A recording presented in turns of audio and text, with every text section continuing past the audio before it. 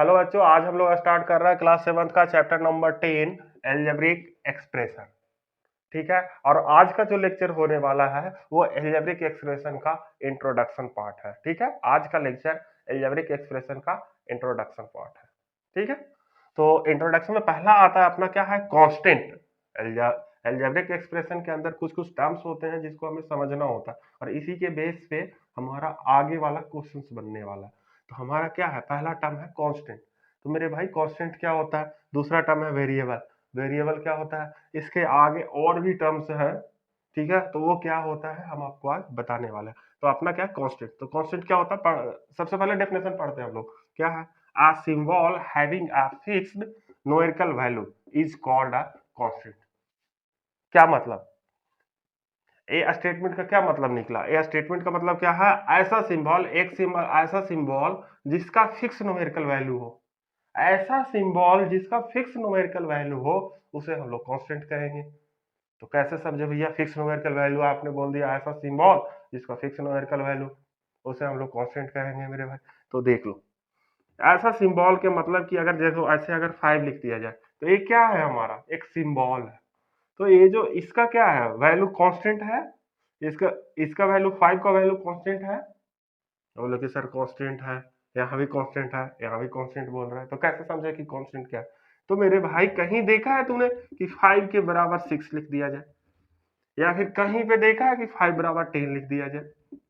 हम्म, ये पॉसिबल ही नहीं है मेरे भाई।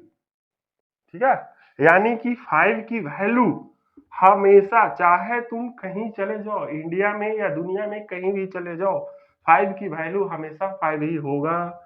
5 के मतलब ही होगा क्या? 5 चीज। 5 5 का मतलब जैसे कोई पेन ले लो, 1 2 3 4 5, ये 5 पेन हुआ, कितना? 5 हुआ ना। तो 5 का मतलब ही 5 होगा, कहीं पे भी 5 चीज होगा, 5 थिंग्स होगा। इसका कोई मतलब चेंज नहीं होने वाला। तो आप बोलोगे सर क्या क्या, तो फिर क्या हमारा ये जो 6 है ये भी हमारा कांस्टेंट है? हाँ, ये भी कांस्टेंट है। तो क्या 7 भी हमारा कांस्टेंट है? हाँ है। कैसे? तो मेरे भाई 6 बराबर कुछ लिख सकते हो 10? क्या नहीं लिख सकते।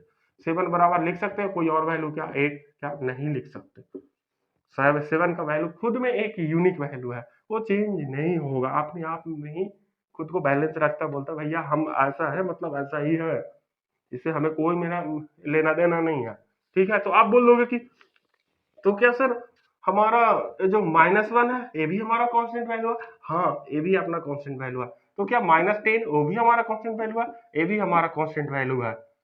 ठीक है, अब हमारा बोल दिया जाए -12, तो क्या ये भी हमारा कांस्टेंट वैल्यू है? हाँ, ये भी अपना कांस्टेंट वैल्यू है। अगर कोई पूछ दिया जाए 2/4, तो क्या ये भी हमारा कांस्टेंट वैल्यू है? तो ये भी हमारा कांस्टेंट वैल्यू है। अब कोई बोल दे आपसे 3/8, ये भी अपना कांस्टेंट वैल्यू है क्या? हाँ, ये भी अपना कांस्टेंट वैल्यू है। कोई पूछ दे कि जीरो, जीरो अपना कांस्टेंट वैल्यू है कि नहीं है? तो हाँ, जीरो भी अपना कांस्टेंट वैल्यू है, ये अपना फिक्स वैल्यू है। ठीक है, अब इसके बाद देखो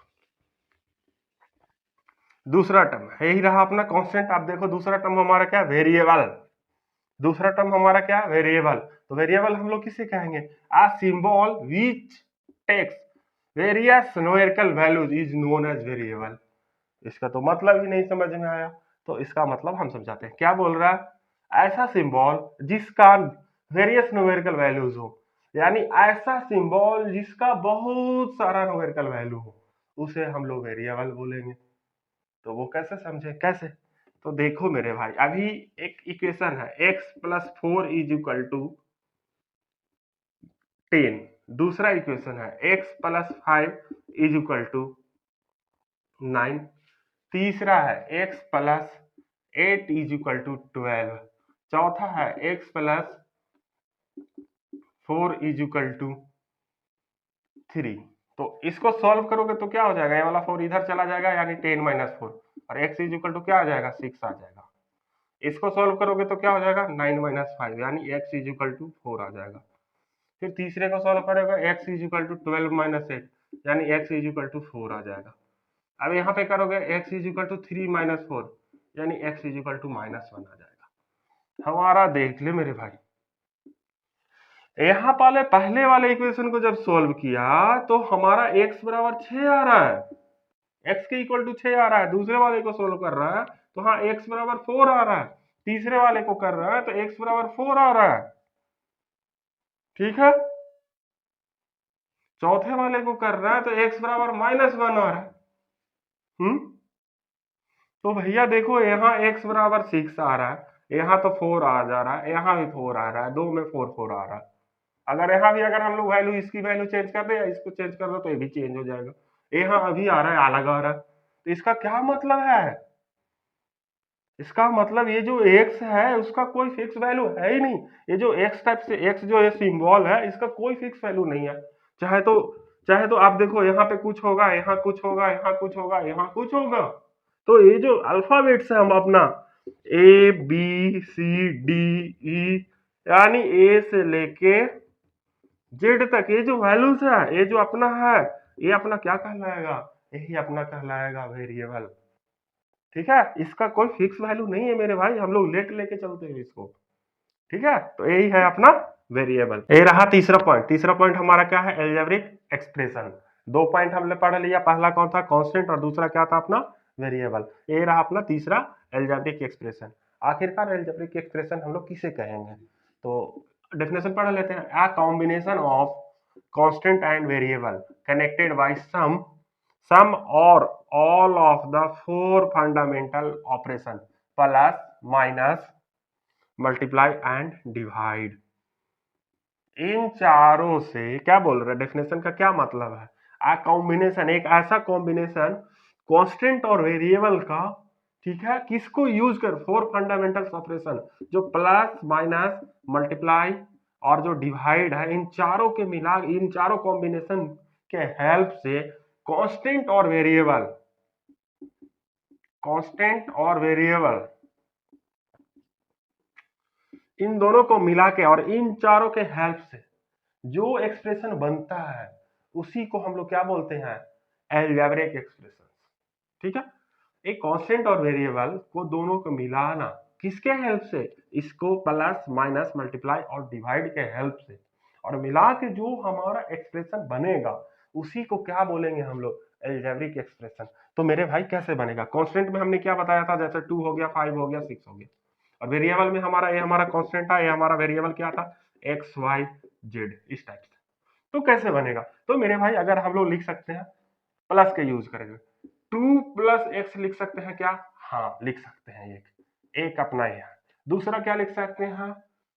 2 मल्टीप्लाई एक्स लिख सकते हैं क्या? हाँ लिख सकते हैं। तीसरा हमारा क्या होगा? 2 माइनस एक्स लिख सकते हैं क्या? हाँ लिख सकते हैं। ये भी हो गया। चौथा हमारा क्या हो जाएगा? x डिवाइडेड बाई 2 या फिर 2 डिवाइडेड बाई एक्स। ये जो अपना एक्सप्रेशन बन रहा है, चारों पांचों जो भी अपना ये जो एक्सप्रेशन बन रहा है, क्या हो रहा है? ये हमारा कांस्टेंट और ये हमारा वेरिएबल, बीच में जो ऑपरेशंस लिखा है वो लिखा हुआ हमारा फंडामेंटल। तो ये और ये दोनों मिला के जो पूरा स्टेटमेंट बन रहा है क्या?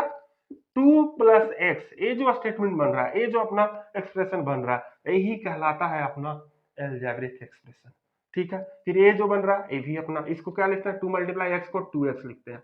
ये भी क्या बन रहा है? ये भी अपना एक एल्जेब्रिक एक्सप्रेशन है। फिर अपना ये भी एल्जेब्रिक एक्सप्रेशन, ये भी एल्जेब्रिक एक्सप्रेशन।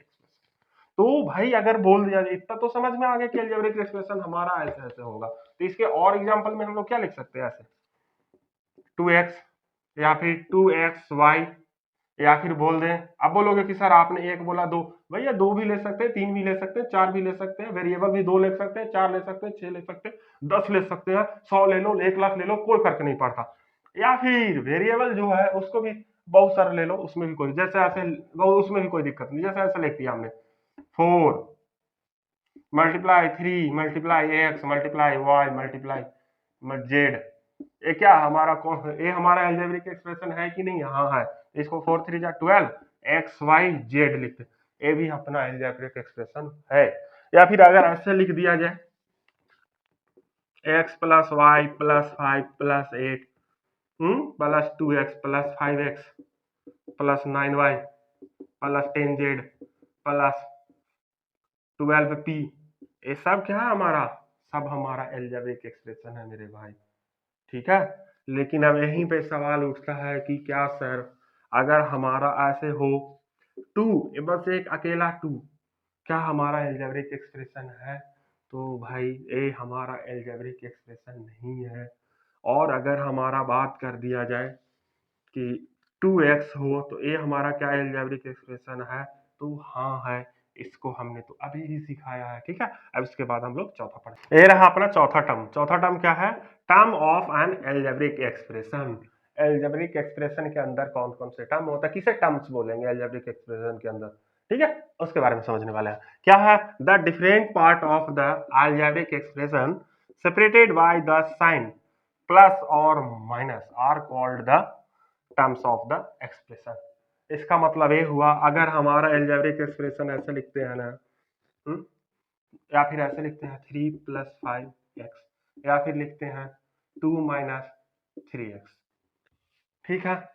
तो ये जो हमने पूरा एल्जेब्रिक एक्सप्रेशन लिखा, ये जो हमने लिखा, ये जो हमने लिखा, या फिर ऐसे, ठीक है, इतना देखो, इसी में समझो। तो ये जो हमने पूरा लिखा, तो इसमें ये जो हमारा प्लस लगा, और जो प्लस के पहले वाला जो टर्म है ये 4x, और ये जो 3y, ये हमारा क्या कहलाएगा? यही हमारा 4x, एक टर्म हमारा 4x कहलाएगा, और ये जो हमारा यही हमारा टर्म्स कहलाएगा, ये वाला और ये वाला हमारा टर्म्स कहलाएगा। अब इसमें क्या हो जाएगा? 3 एक हमारा टर्म्स कहलाएगा और 5x एक हमारा टर्म कहलाएगा, ठीक है। इसमें हमारा क्या कहलाएगा? 2 हमारा एक अलग टर्म कहलाएगा, 3x हमारा अलग टर्म कहलाएगा। बोलोगे भाई समझ में आया? तो आया नहीं सर।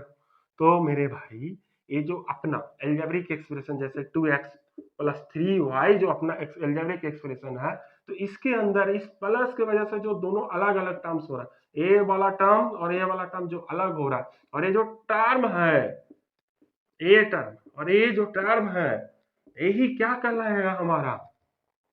यही कहलाएगा टर्म्स ऑफ एल्जेब्रिक एक्सप्रेशन। अब इसी चीज को बड़े में हम लोग समझ के देखते हैं। अगर हमारा बोल दिया जाए ऐसे, क्या बोलते हैं? 4xy z+3 इसमें कितना टर्म, कौन सा हमारा एल्जेब्रिक एक्सप्रेशन टर्म्स है? तो इसमें हमारा क्या हो जाएगा? ये जो है वो हमारा एक टर्म हो जाएगा, ये हमारा दूसरा टर्म हो जाएगा। अगर इसमें पूछ दिया जाए 2xy, इसमें कितने टर्म है, कौन टर्म है? तो भैया एक अकेला टर्म है, इसमें कोई और टर्म इसमें नहीं है। अब हम लोग देखते हैं टाइप्स ऑफ क्या? Algebraic expression. एल्जेब्रिक एक्सप्रेशन के कितने टाइप होते हैं? तो एल्जेब्रिक एक्सप्रेशन के हमारे 4 टाइप होते हैं। पहला होता है मोनोनॉमियल, दूसरा होता है बाइनॉमियल, तीसरा होता है ट्राइनॉमियल, चौथा होता है क्वाड्रेटिनोमियल। चौथा थोड़ा टेढ़ा है। तो पहला हमारा क्या है मेरे भाई? मोनोनॉमियल। तो मोनोनॉमियल का मतलब क्या होता है? ऐसा एल्जेब्रिक एक्सप्रेशन जिसमें ओनली एक टर्म हो, ओनली एक टर्म हो, उसे मोनोनॉमियल बोलेंगे। तो उसका एग्जांपल क्या है? मोनोनॉमियल का एग्जांपल क्या है? जैसे 4x है, एक टर्म अकेला है, तो ये अपना मोनोनॉमियल हो गया। दूसरा जैसे 4y हो गया, तो ये क्या हो गया अपना? ये भी मोनोनॉमियल हो गया। 8z, ये भी अपना मोनोनॉमियल हो गया। या फिर 3x, ये भी अपना मोनोनॉमियल हो गया। या फिर बोल दिया जाए 2/x, ये भी अपना मोनोनॉमियल हो गया। x/5, ये भी अपना मोनोनॉमियल हो गया। लेकिन अगर बोल दिया जाए 2x+3, ये मोनोनॉमियल है क्या? तो ये अपना मोनोनॉमियल नहीं है। ओनली और ओनली एक टर्म होनी चाहिए, तब हमारा ये मोनोनॉमियल कहलाएगा, ठीक है। अब दूसरा अपना क्या है? बाइनोमियल। दूसरा क्या है अपना? बाइनोमियल्स। तो बाइनोमियल्स में क्या है? बाइनोमियल्स में हमारा, इसका क्या मतलब बाइनोमियल का? इसमें हमारा दो टर्म्स होना चाहिए, ना दो से कम ना दो से ज्यादा, ओनली और ओनली दो टर्म। ऐसा एल्जेब्रिक एक्सप्रेशन जिसमें ओनली दो टर्म्स हो, उसे हम लोग बाइनोमियल बोलेंगे। हमारा क्या है? जैसे 2x+3, या फिर 3y+8, या फिर 8-z, या फिर 12+x, या फिर 13xy+3, ठीक है। या फिर ABC+EFG, ठीक है। ये सब हमारा है। तो ये सब हमारा क्या है? कितने टर्म्स है सब में? ये एक टर्म, दो टर्म, एक टर्म, दो टर्म, एक टर्म, दो टर्म, एक टर्म, पहला दूसरा, पहला दूसरा, पहला दूसरा। बोलोगे कितना सारा, तो भैया एक ही में आएगा, ये पहला और ये दूसरा, ये भी अपना एक है, ये दो है, ये भी क्या होगा अपना सब कहे में आएगा बाइनोमियल में। अगर ऐसा बोल दिया जाए 3x plus 5y plus 2z, ये क्या अपना बाइनोमियल है? तो बाइनोमियल नहीं है, इसमें तीन टर्म, एक दो तीन टर्म हो गया, तो ये हमारा बाइनोमियल नहीं है। अब हमारा तीसरा ट्राइनोमियल, ऐसा अलजेब्रिक एक्सप्रेशन जिसमें तीन टर्म हो, न तीन से कम न तीन से ज्यादा, तो उसे क्या बोलेंगे? ट्राइनोमियल कहेंगे। तो उसका एग्जांपल क्या होगा? 2x plus 5y plus 8z, एक टर्म, दो टर्म, तीसरा टर्म, ये क्या कहलाएगा? तीन टर्म है, तो ये क्या कहलाएगा? यही कहलाएगा अपना ट्राइनोमियल। या फिर दूसरा बोल दिया जाए 2xy प्लस 5xyz प्लस 2, ये क्या होगा? कितने टर्म होगा? एक दो तीन, तीन टर्म हो गया, इसे क्या बोलेंगे हम लोग? ट्राइनोमियल। अब इसके बाद क्या है हमारा चौथा? क्वाड्रेटिकनोमियल, यानी इसमें चार टर्म हो। इसमें चौथे में क्या है?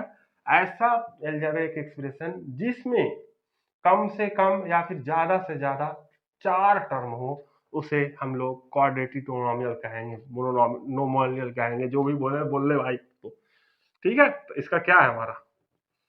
4x plus 3y plus 4 minus 8z, एक दो तीन चार टर्म, तो हमारा क्या कहलाएगा? यही कहलाएगा अपना चौथा वाला नाम, जो भी है पढ़ लेना, हमें नहीं आ रहा भाई पढ़ना।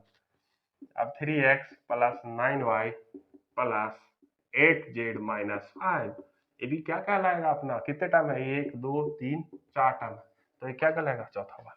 आज के लिए बस इतना ही, अगले लेक्चर में हम लोग और पढ़ेंगे।